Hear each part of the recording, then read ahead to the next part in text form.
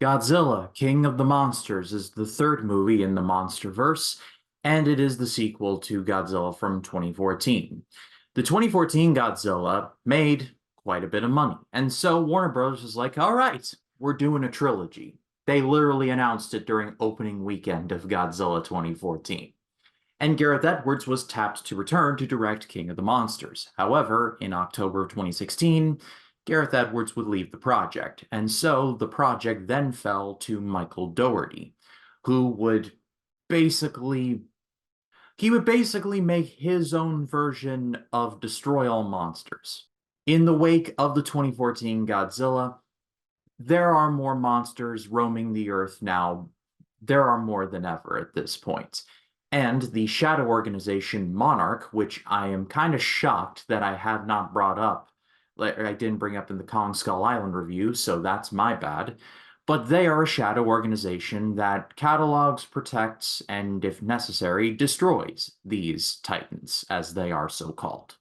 However, there is a scientist played by Vera Farmiga who has developed a machine called an Orca. Basically a machine that can talk to these big monsters and, in theory, control them. And it goes about as well as you can expect. Basically, she goes rogue, taking her daughter along with her, played by Millie Bobby Brown, and it is up to Monarch's contingent alongside and joined by her ex-husband, played by Kyle Chandler, all while Godzilla is back and his greatest nemesis, King Ghidorah, is resurrected. Now that we're past Godzilla 2014 and talking about the MonsterVerse proper, I think I feel safe in saying that I've always personally enjoyed the MonsterVerse. It's not perfect by any means, but out of all the cinematic universes that aren't Marvel, this is the one that I enjoy the most. It is of the most consistent quality. And really, honestly, I'd put this over DCEU in terms of movies that are pretty pretty much liked overall. However, there are people, and I've read some reviews, that really don't like this movie, and I can kind of understand why, but having freshly rewatched this just the other night, I've always liked this movie, and I still do. It's fun. The biggest compliment that I do have for the movie is how it treats Godzilla and specifically Ghidorah. The movie looks pretty awesome in the grand scheme of things. There's a lot of emphasis on blue and gold, which can be very distracting at times. But when there's a wide shot, specifically of Ghidorah, like expanding and showing his three heads and wings, it's just scary looking. And there's another beautiful shot where we see Mothra like spread her wings in this fountain, or not fountain, but waterfall. And that looks genuinely impressive too. Godzilla has more than his fair share of badass moments, especially at the ending where, let's just say, Michael Dougherty watched Godzilla vs. Desa and got specific inspiration from how Godzilla looked. I won't go any further than that. But my one problem with Godzilla is that he kind of jabronis out a couple of times, especially when the US military is like, oh, we have the oxygen destroyer and we're going to use it. Keep in mind, the oxygen destroyer is treated like a big deal in both the Showa era Godzilla movies and the Heisei era, but David Strathairn pops up on Zoom and is like, we're deploying the oxygen destroyer. May God have mercy on us all. And then Godzilla, like, dies for a few hours, presumably. It just kind of came out of nowhere.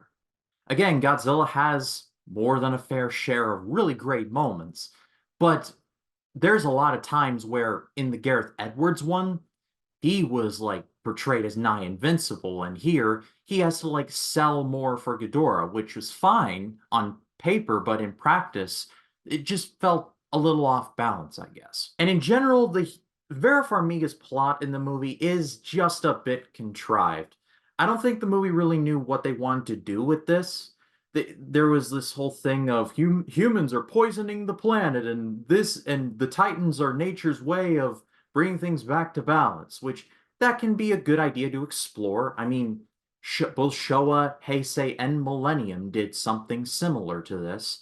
But then you look even a layer deeper and you realize that she's just missing her son who was killed in the 2014 Godzilla movie and the San Francisco attack. And you just realize that she's not doing it for any greater good. She's just doing it because she's grieving, question mark? I don't know. I didn't care for that aspect of it at all. If you're gonna have a human villain, just have Charles Dance be the villain. He is already in the movie and he has all the trailer lines, so just give it to him. Like just have her realize that she's developing this machine that maybe she's just not in her right mind, and so be I just don't know. I just wasn't a fan. Kyle Chandler and Millie Bobby Brown are both good in their respective roles. They're both good actors, so I was happy to see them. And Vera Farmiga's performance, not her character, but her performance was fine. But again, that whole side of it, I just was not a fan. The whole grieving, supposedly, I guess. That whole aspect I didn't like. But I've seen some reviews say that this is a bad movie. And I disagree with that. It's not perfect by any means, but I'm going to give this a high good rating. This is a lot of fun. The monster battles are great. There's a couple of scenes, especially near the end, where it just gets really epic.